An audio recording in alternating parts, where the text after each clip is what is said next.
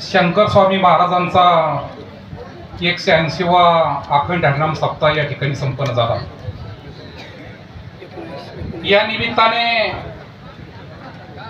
ज्यांनी या ठिकाणी कार्याचा प्रसंग अतिशय चांगल्या पद्धतीने वर्णन करून सांगितला असे हरिभक्तपरायण भोपळेजी महाराज, परिसरातील सर्व गायनाचार्य मंडळी, सर्व भजनी मंडळ, परमपूज्य दत्तगिरी महाराज, स्टेजवर विराजमान झालेले सर्व महंत, साधू संत, वेगवेगळ्या पक्षाचे सर्व लोकप्रतिनिधी, या ठिकाणी श्री संत शंकर स्वामी महाराज संस्थानचे अध्यक्ष, उपाध्यक्ष, त्यांची सर्व कमिटी, या ठिकाणी तालुक्यातून वेगवेगळ्या ठिकाणून आलेले सर्व भाविक भक्त मंडळी यांचं या ठिकाणी मी समस्त जरूळकरांच्या वतीने त्या ठिकाणी स्वागत करतो, अभिनंदन करतो।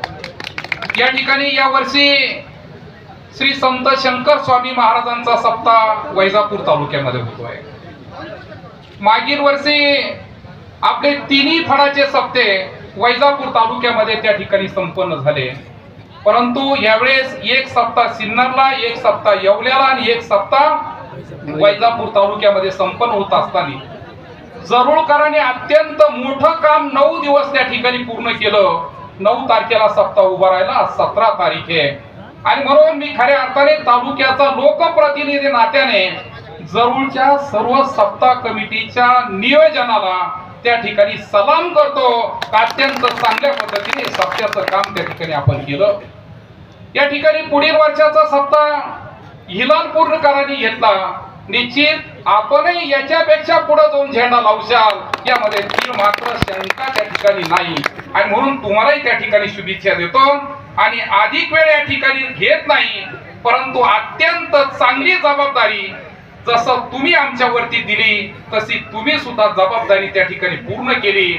महाराजांना या ठिकाणी मी सांगू इच्छितो की महाराज, आम्ही फुल ना फुलाची पाकळी त्या ठिकाणी देतोय, त्यामध्ये आम्ही खूप मोठं काम करतो असं मला तरी त्या ठिकाणी वाटत नाही आणि म्हणून ही संतांची परंपरा जी वैजापूर तालुक्यामध्ये त्या ठिकाणी चालू आहे ती अशीच अहोरात्र चालू राहावी यासाठी मी माझ्या वतीने वैजापूर गंगापूर विधानसभा मतदारसंघाच्या वतीने त्या ठिकाणी शुभेच्छा देतो आणि पुढील वर्षाच्या सप्त्याला सुद्धा शुभेच्छा देऊन माझे 2 शब्द या ठिकाणी संपवतो।